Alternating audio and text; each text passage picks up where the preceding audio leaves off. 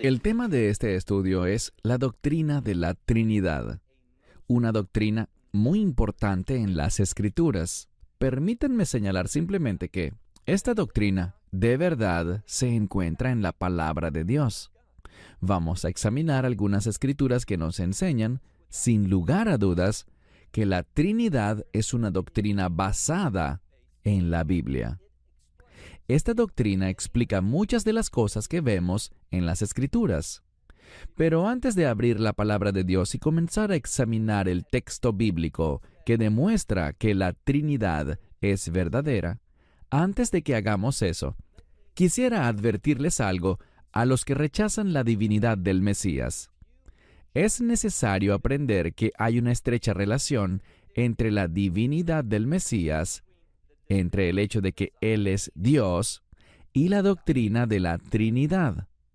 En realidad, la Trinidad es lo que explica la divinidad del Mesías. Y es así que podemos afirmar que hay un solo Dios al decir también que creemos en tres personas: Dios Padre, Dios Hijo y Dios Espíritu Santo. Tres personas. Y cuando digo personas, me refiero al hecho de que Dios tiene una personalidad. Dios Padre tiene una, Dios Hijo tiene otra y Dios Espíritu Santo tiene otra. No son lo mismo, son uno, pero hay tres personalidades distintas dentro de lo que los teólogos llaman la deidad. Ahora, esto puede sonar confuso para algunos, pero cuando examinemos las Escrituras, veremos por qué la doctrina de la Trinidad es necesaria. Y hago hincapié en la importancia de esto, porque si la rechazas, entonces tus pecados no han sido perdonados. Todavía estás perdido y muerto espiritualmente en transgresiones, iniquidad y pecado. Y no debes tener la expectativa de ser bienvenido al reino de Dios, ya que no lo serás. ¿Por qué? Porque si rechazas la divinidad del Mesías, la Trinidad, entonces no has aceptado al Mesías bíblico. Has rechazado su identidad verdadera. No lo has recibido como debes hacerlo. Es algo similar a lo que pasa en el Islam. En el Corán hay alguien llamado Jesús, pero no es el Jesús bíblico. No está en consonancia con lo que la Biblia, la verdad de Dios, nos dice, con lo que la Biblia nos enseña sobre Él. Y debido a eso, no creen en el Mesías bíblico. Y aquel que rechaza la divinidad del Mesías no ha aceptado a Yeshua, es decir, a Jesús de Nazaret, según quien Él es realmente. Antes de comenzar a examinar estos textos bíblicos que, de hecho, prueban que la doctrina de la Trinidad es correcta, quiero que hagamos algo. Toma tu Biblia y busca Primera de Juan, capítulo 4. Primera de Juan, capítulo 4, y empezaremos con el verso 2. Primera de Juan, capítulo 4, verso 2. Escuchemos con mucha atención estas palabras. Y por cierto, leeré desde el Textus Receptus, que está todo en griego. Voy a traducir desde el griego para que podamos entender. Y sepan algo, el Textus Receptus es el mejor manuscrito en griego que se ha compilado para formar el Nuevo Testamento. Traduciré de una manera muy literal. Leamos el verso 2. En esto, conozcan el Espíritu de Dios. La frase conocer al Espíritu de Dios significa experimentarlo. Él habita dentro de ti. Tienes una relación con Él. Es muy similar al concepto de cuando un hombre conoce a su esposa. Él tiene la experiencia de estar con ella. Dice, en esto, conozcan el Espíritu de Dios. Y luego dice, todo espíritu que confiesa que el Mesías Yeshua, Jesucristo, en carne ha venido, procede de Dios. Ahora, ¿de qué está hablando aquí? dice todo espíritu, es decir, toda persona. Y nos dice desde el principio, no crean a todo espíritu. Si es un espíritu que procede de Dios, ese espíritu afirmará que en carne el Mesías ha venido. ¿Y por qué es tan importante que Él haya venido en carne? Debemos entender el contexto y lo que se está diciendo aquí. Todos creen que Yeshua, Mensrat, Jesús de Nazaret, vino en forma corporal a este mundo. Nació, tenía carne y sangre. Entonces, ¿por qué se habla de la necesidad de creer que ha venido en carne? Bueno, se está hablando de otra doctrina que también está relacionada con la Trinidad y está relacionada con la divinidad del Mesías. Se trata de la doctrina de la encarnación, según la cual Dios, que es eterno, ha visitado a su pueblo en carne. Y el hecho de que Dios se hizo carne humana, lo llamamos encarnación. Él ha visitado a la humanidad en forma corporal.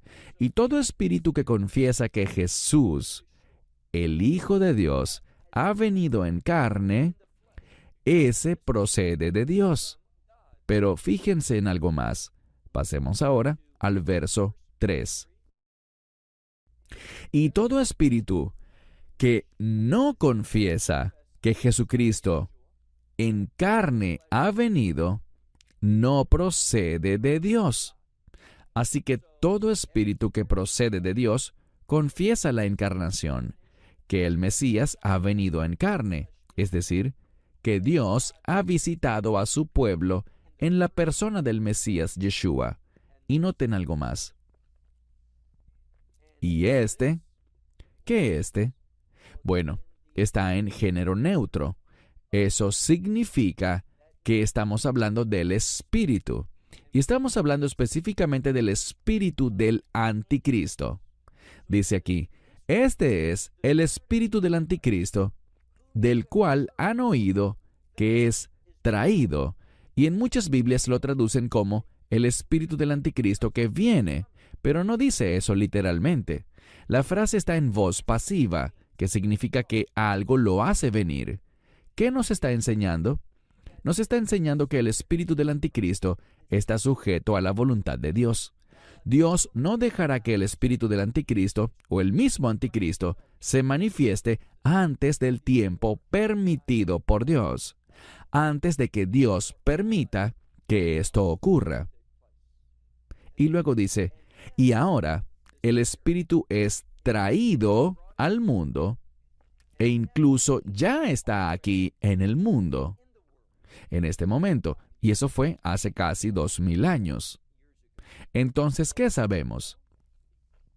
El espíritu del anticristo niega la encarnación, que el Mesías ha venido en carne, la encarnación de Dios tomando forma humana.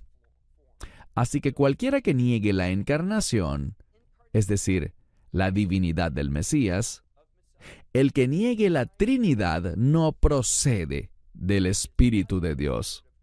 El Espíritu de Dios no está en esa persona. ¿Qué espíritu está en esa persona? El espíritu del anticristo. Y permítanme decirles que a medida que nos acerquemos a los últimos días, veremos que cada vez más personas negarán la Trinidad, negarán la divinidad del Mesías. Ahora quiero que comencemos nuestro estudio mirando el libro de Colosenses, capítulo 1. Libro de Colosenses, capítulo 1, que nos revela una verdad muy importante. Sabemos algo. En el libro de Génesis dice lo siguiente: Bereshit bara Elohim et hashamayim viet haaretz, que significa, en el principio, Dios creó los cielos y la tierra. Nadie que se considere creyente, nadie que tenga fe en el Mesías, estaría en desacuerdo con eso. Todos creen lo que dice Génesis 1:1, que Dios creó los cielos y la tierra. Pero encontramos que Pablo es más específico. Él nos dice algo muy importante, y es lo siguiente. Ve conmigo al libro de Colosenses, capítulo 1, libro de Colosenses capítulo 1, donde veremos los versos del 15 al 17. Colosenses 1, 15 al 17. Está hablando del Mesías, que es la imagen del Dios invisible. Esta palabra imagen es el término griego eikon y significa algo que hace una representación perfecta. Es algo que es exacto. Así que cuando dice que Jesús es el ícono de Dios, del Dios invisible, el Mesías lo representa perfectamente. También nos dice que es el primogénito de toda creación. ¿A qué se refiere con primogénito? A la herencia.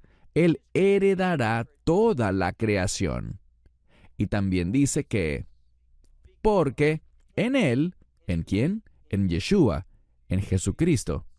En Él, todas las cosas fueron creadas, cosas que están en el cielo, cosas que están en la tierra, cosas que son visibles y cosas que son invisibles, ya sea que hablemos de tronos o dominios. Viene de la palabra Señor, es aquello que gobierna sobre algo. Ya sea que hablemos de tronos o dominios o de gobernantes. Y luego está la palabra autoridad. Todas las cosas, y escuchen esto, todas las cosas a través de Él y para Él fueron creadas. Y Él es antes de todas las cosas, es decir, Él no fue creado, Él está antes de todas las cosas y todas las cosas en Él. Esto es muy importante. Esta última parte responde a una pregunta científica muy importante. Dice, y en Él todas las cosas subsisten, es decir, son sostenidas en su conjunto. Sabemos que podemos levantar cosas. Puedes levantar un libro que está hecho de diferentes sustancias. Al examinarlo, vemos que esta parte es de cuero y puedes averiguar de qué está compuesto el cuero. Es decir, la estructura molecular del cuero, de los diferentes elementos. Pero aquí está lo que no se sabe. ¿Qué los mantiene cohesionados? Así como hay gravedad, tiene que haber algo que mantenga la cohesión de las cosas. Y no sabemos qué es eso. Bueno, Pablo sí lo sabía. Es el Mesías. No solo es el creador de todas las cosas, sino que sostiene todas las cosas. Todas las cosas subsisten en Él, es decir, tienen su existencia en Él. Así que esto nos enseña algo. El Mesías fue el que en realidad creó. Cuando dice, en el principio Dios creó los cielos y la tierra, el Dios del que estamos hablando no es Dios Padre, sino Dios Hijo. Eso es muy importante y revisemos algo más. Vamos al verso 19 del primer capítulo de Colosenses. Porque en Él era del agrado ¿de quién? De Dios. En Él agradó a Dios que toda la plenitud ¿de quién? De Dios habite. Compartí este versículo con alguien no hace mucho y me dijo, ahí está, tú estás interpretando algo. Supones algo que la Biblia no dice. Crees que en Él está la plenitud de la divinidad, pero la Biblia no dice eso en ese texto. Bueno, tienes razón, no lo dice, pero la razón por la que lo digo es porque sé lo que dice el capítulo 2. Leamos ahora en el mismo libro de Colosenses, el capítulo 2, versículo 9. Lo que él me dijo, en cierto modo, era correcto. En ese verso no lo decía, pero yo le agregué eso porque sé lo que dice el capítulo 2 y él no lo sabía. Observen lo que dice el capítulo 2, porque en él habita toda la plenitud ¿de qué? De la deidad. Ahora, la palabra deidad aquí está compuesta por la palabra griega theos, Dios, pero también contiene otra palabra. Y a menudo traducimos esta palabra en relación a la divinidad de Dios. Pero también podemos traducirla como la deidad, la plenitud de Dios. La deidad misma habita en Él. Así que esto nos enseña algo muy significativo, que en Él, en Yeshua, en Jesús de Nazaret, habita la plenitud de Dios. No hay otra forma de entender Colosenses, capítulo 2, verso 9. Y esto explica lo que Pablo quiso decir anteriormente en Colosenses, capítulo 1, verso 19.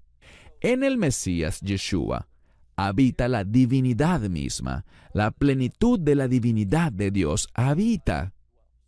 Ahora, veamos otro pasaje de las Escrituras que trata sobre Dios y el Mesías, y cómo ellos dos son uno, o tres en uno, y uno en tres. Pasemos ahora al libro de Génesis.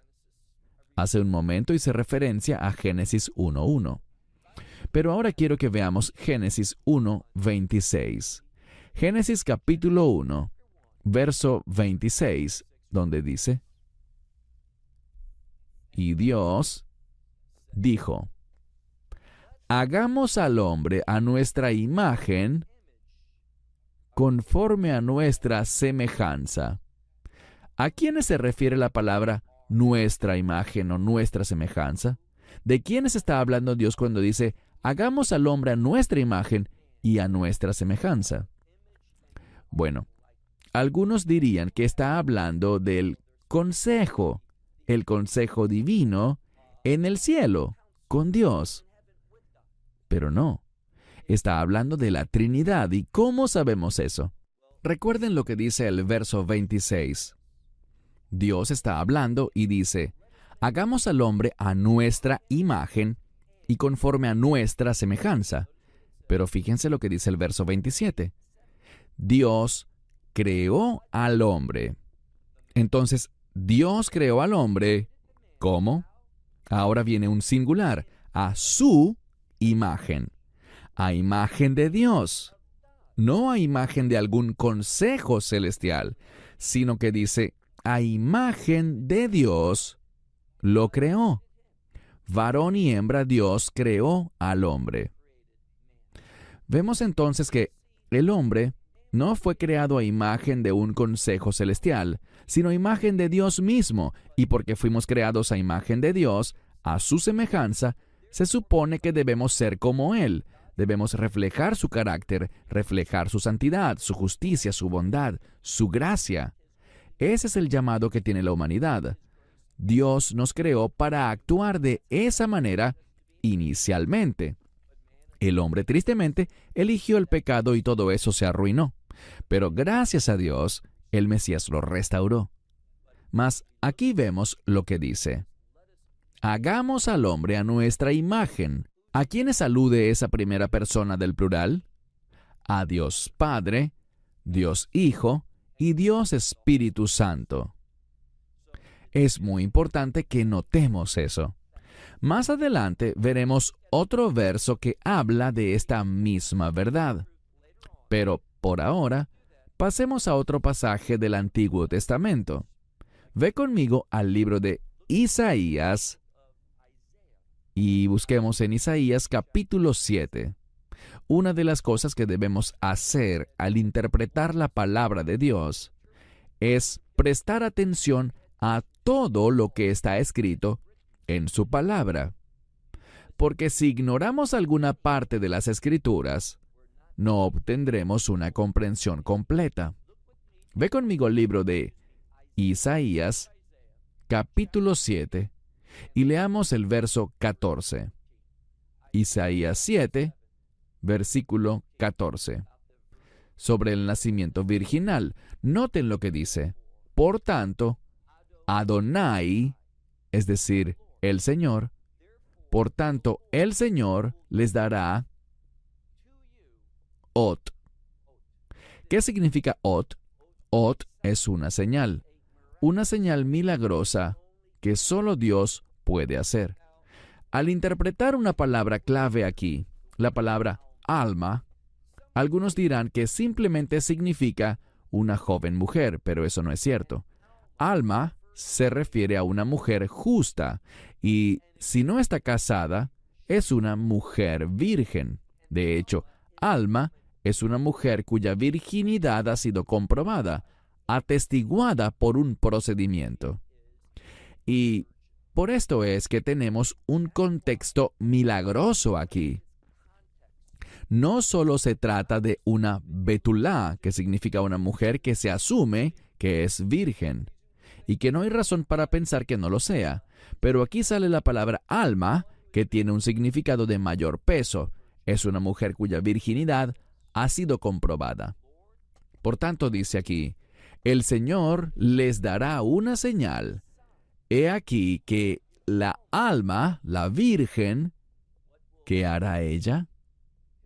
Concebirá y dará a luz un hijo, y su nombre será llamado Emmanuel.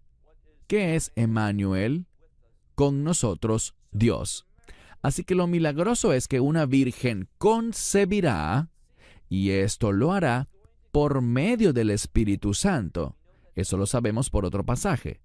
Y Dios, ese que viene al mundo a través de ella, es Emmanuel, Dios con nosotros. Literalmente es Dios con nosotros.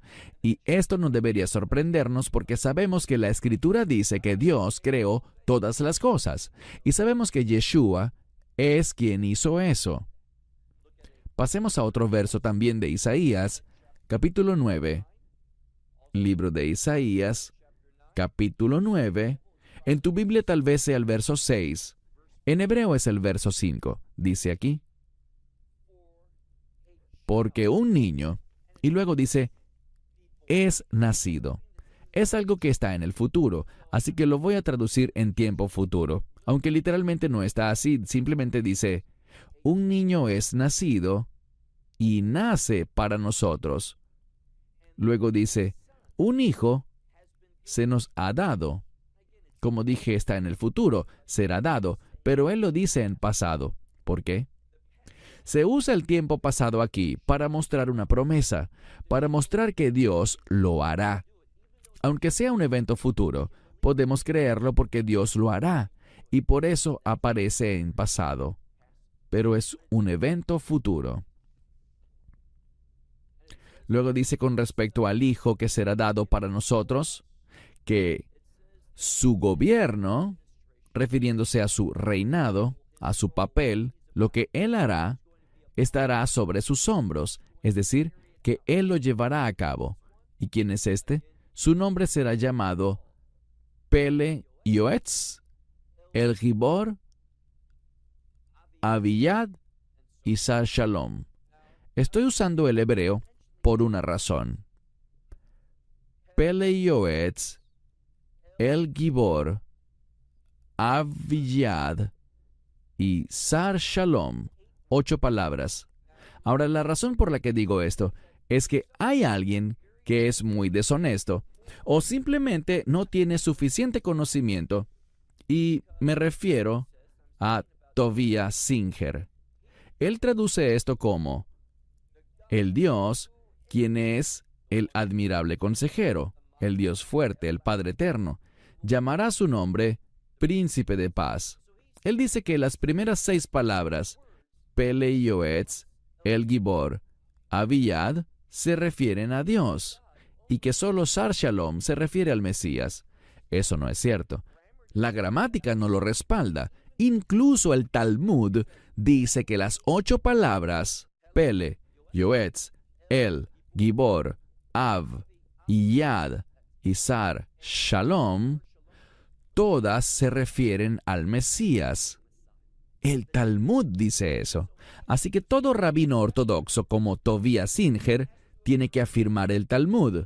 Para él es más importante tratar de justificar sus ideas que estar de acuerdo con el Talmud, el cual se supone que él se ha comprometido a apoyar y estar de acuerdo con la palabra de Dios misma.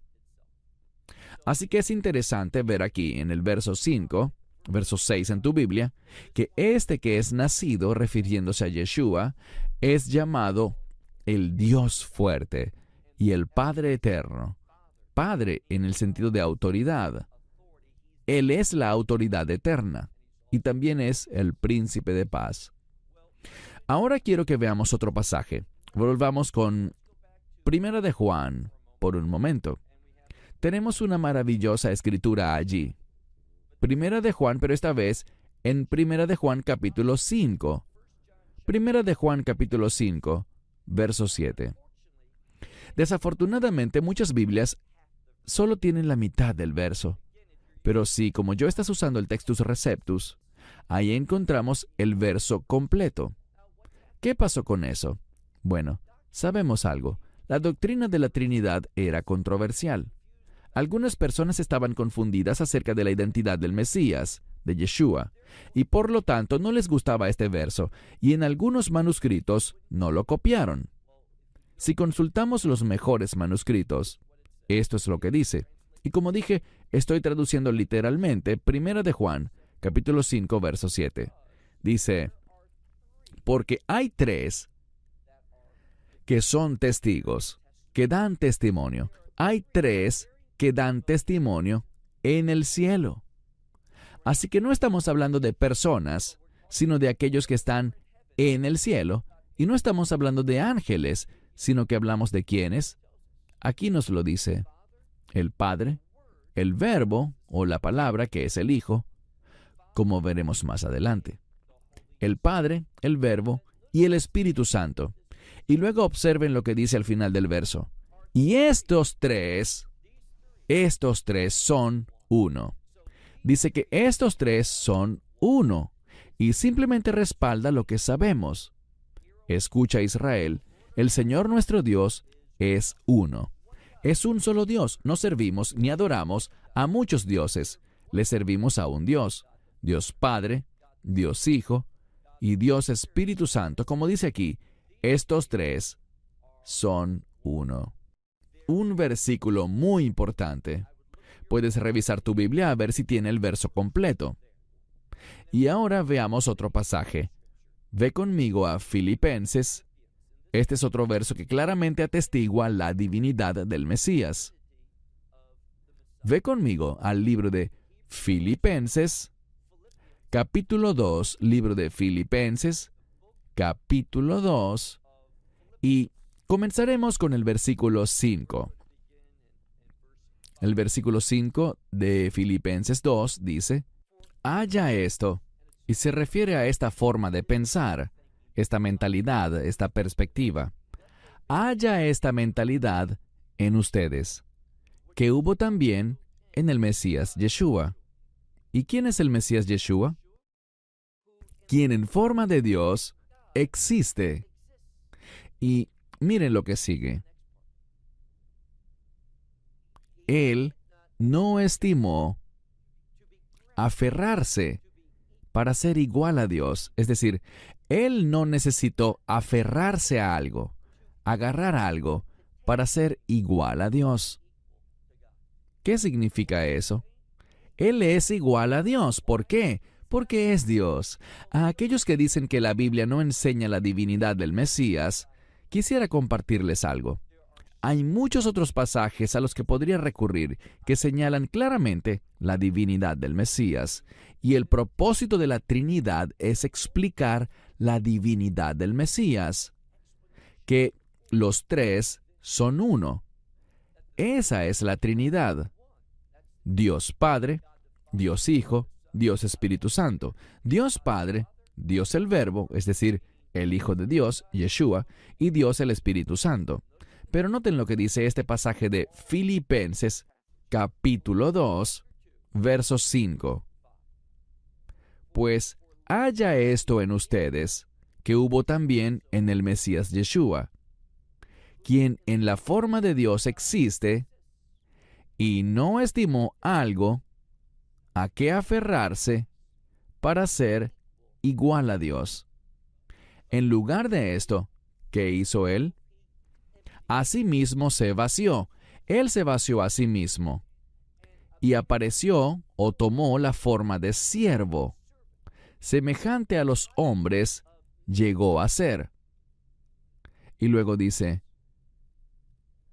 y se encontró en la apariencia de hombre. Habiéndose humillado a sí mismo, se humilló hasta la muerte y muerte de cruz. Ahora bien, su cuerpo es lo que se enfatiza aquí. No se puede decir que Dios murió en la cruz. Dios no puede morir. Aunque el Mesías es Dios, Dios no murió en la cruz. Fue el cuerpo humano el que murió en la cruz. Dios es eterno, así que Dios nunca murió. No crean que es herejía decir eso. Fue su carne, su cuerpo, su humanidad lo que murió. Pero su divinidad, ciertamente no. Ahora quiero leer algunas escrituras y lo haré rápido por cuestiones de tiempo. Pasemos a Mateo, capítulo 24.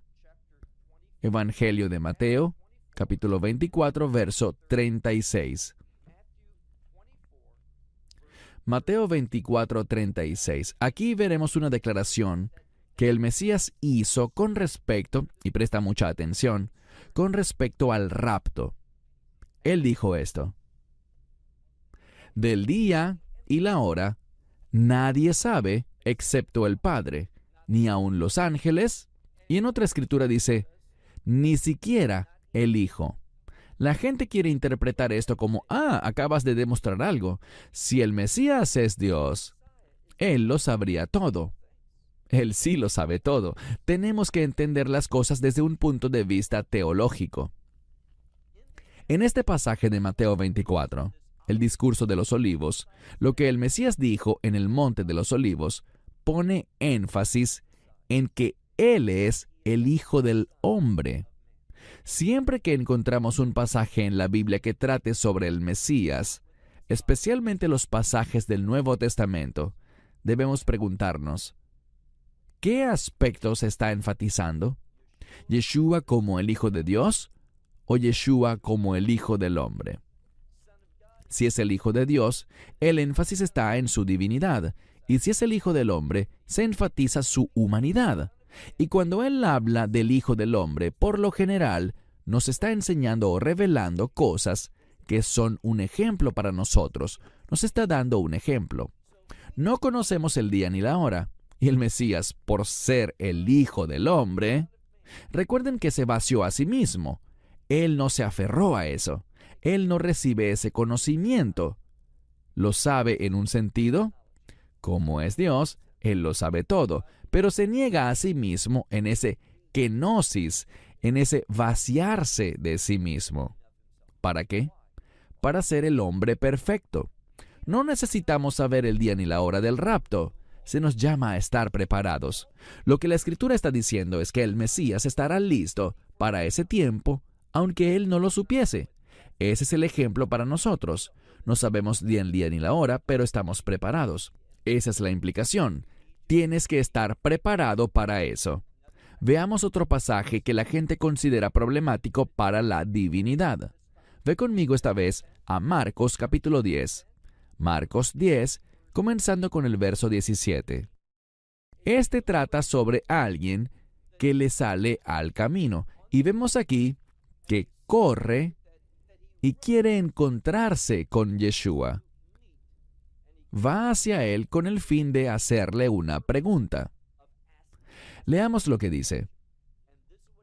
Marcos 10, 17 dice, Maestro bueno, ¿qué debo hacer? ¿Qué debo hacer para heredar la vida eterna?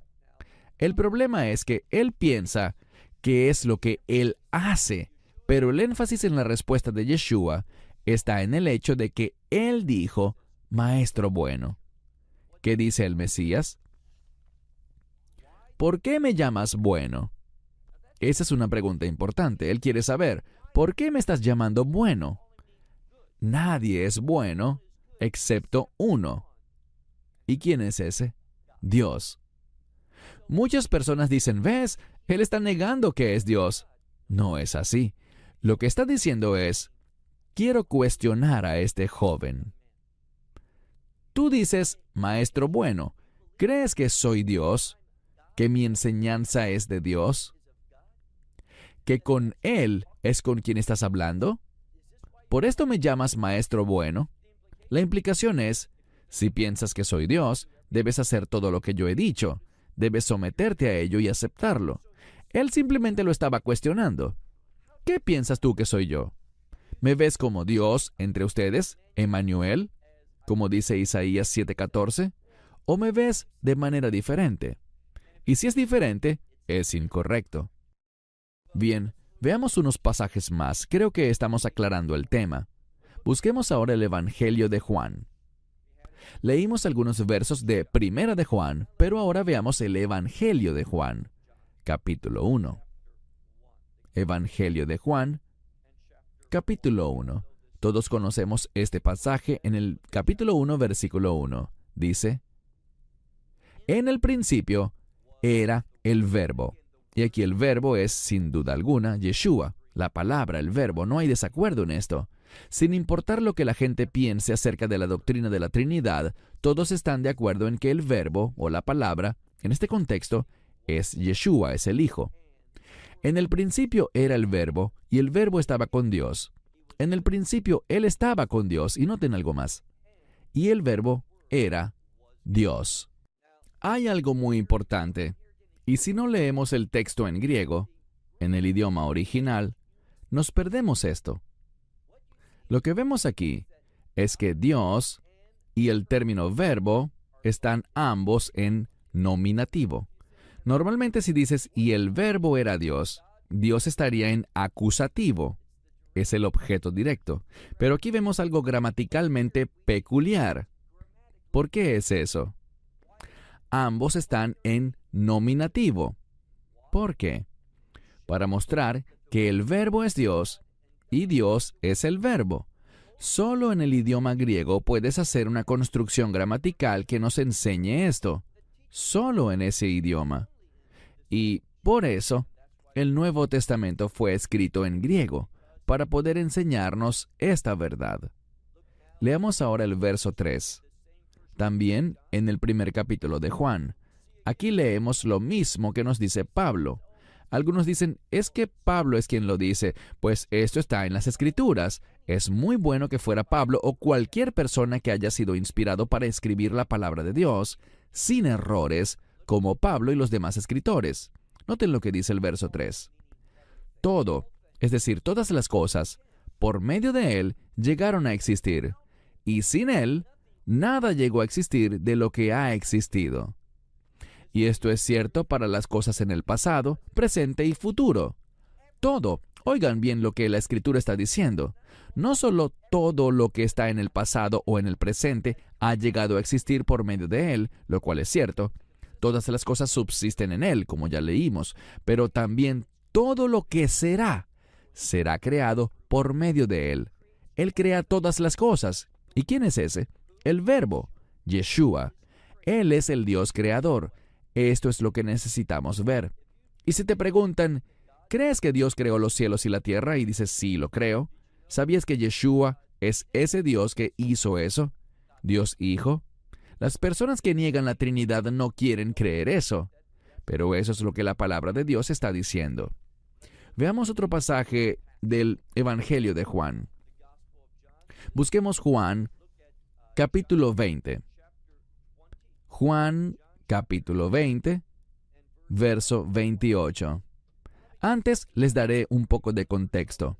Solo quiero leer un verso, pero quiero dar un buen preámbulo. Este pasaje tiene que ver con Tomás, el incrédulo Tomás, que dijo que él no creía que Yeshua realmente hubiera resucitado. ¿Recuerdan lo que dijo? A menos de que yo palpe, de que yo toque las manos y el costado y vea esos agujeros, esas marcas, no creeré. Bueno, he aquí que el Mesías vino y él pudo hacer exactamente eso, tocar, sentir esos lugares donde los clavos le atravesaron las palmas y donde la espada atravesó su costado. Él pudo verlo. ¿Y qué dijo? Bueno, leamos Juan 20, verso 28. Y Tomás, respondió y le dijo, es decir, a Yeshua, él le dijo, mi Señor y mi Dios. Ahora, noten que Yeshua no dijo, no me llamen Dios, no soy el Señor. No, él no dijo eso. Él dijo, bienaventurados los que no han visto y sin embargo creen. ¿Creen qué? Que Él es el Señor Dios. Eso es lo que revela la Biblia. Así que cualquiera que niegue la Trinidad, cualquiera que niegue la divinidad del Mesías, está confundido, no ha aceptado al Mesías bíblico y, por lo tanto, todavía está perdido en sus pecados y no tiene esperanza del reino de Dios. Veamos un último pasaje. Ve conmigo al libro de Apocalipsis. Libro de Apocalipsis, capítulo 1. Libro de Apocalipsis, capítulo 1. Nuevamente, necesito hacer un preámbulo.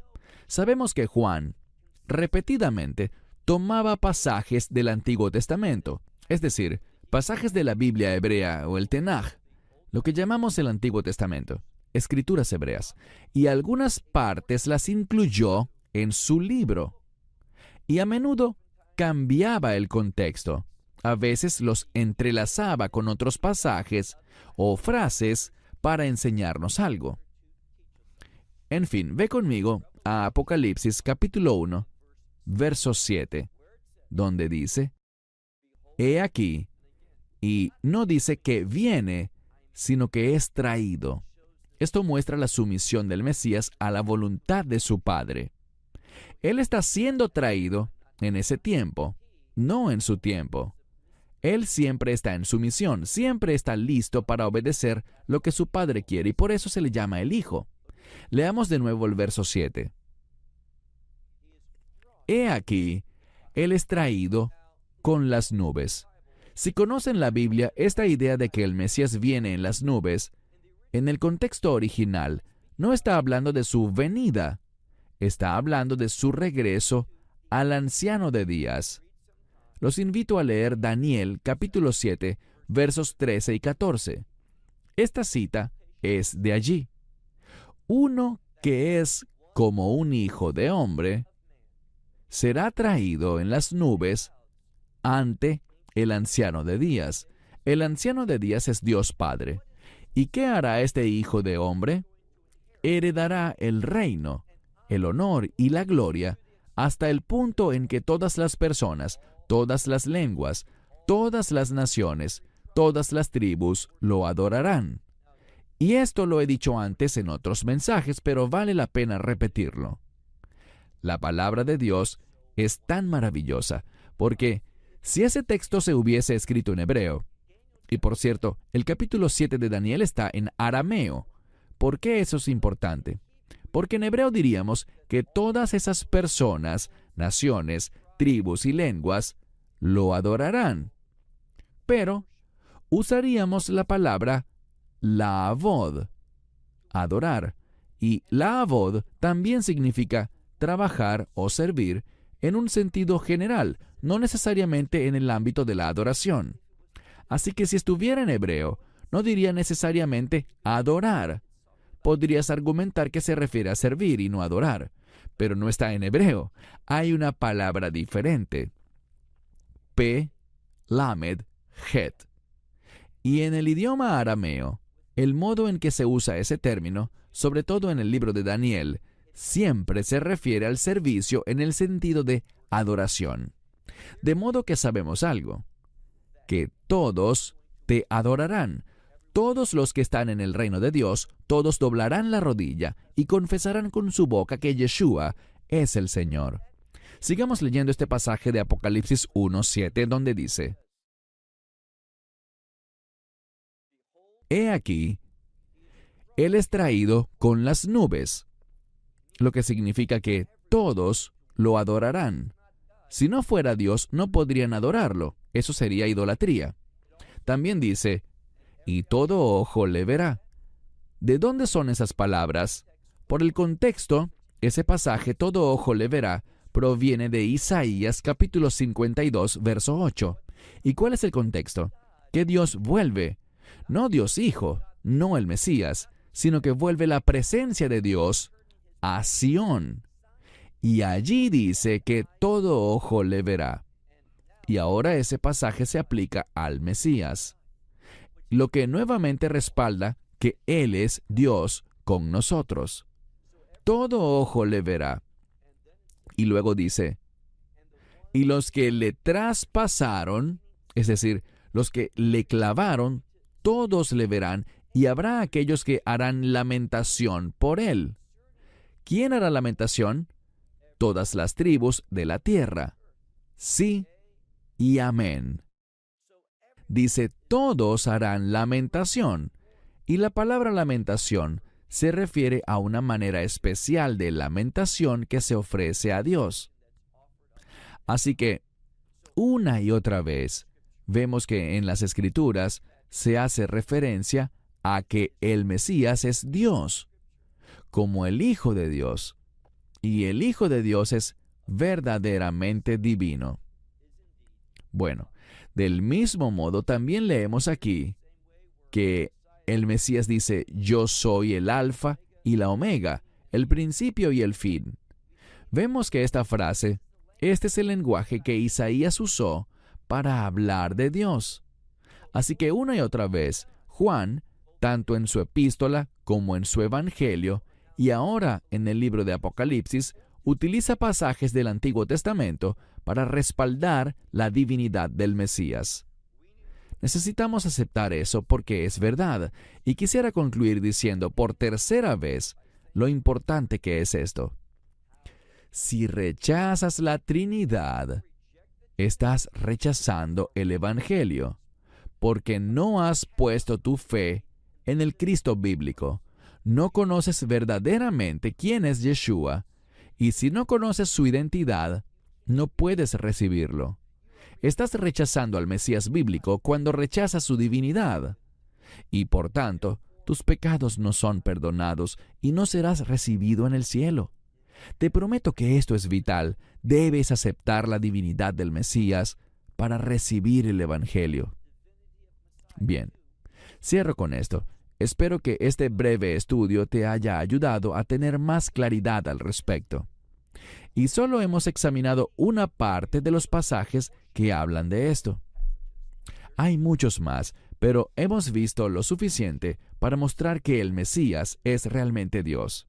Hasta la próxima. Que Dios te bendiga. Shalom desde Israel. Shalom from Israel. Esperamos que te hayas edificado con el mensaje de hoy y lo compartas con otros. Te invitamos a seguir nuestros estudios cada semana por este canal y por el portal de YouTube de Amarás a Israel. También puedes descargar nuestra aplicación móvil gratuita, Mi Estudio Bíblico. Finalmente, para obtener más información sobre nosotros, visita nuestra web amarasaisrael.org, donde encontrarás otras conferencias de Baruch en audio, video y texto. Hasta el próximo programa. Que el Señor te bendiga en Yeshua HaMashiach, Jesús el Mesías, mientras caminas con Él. Shalom desde Israel.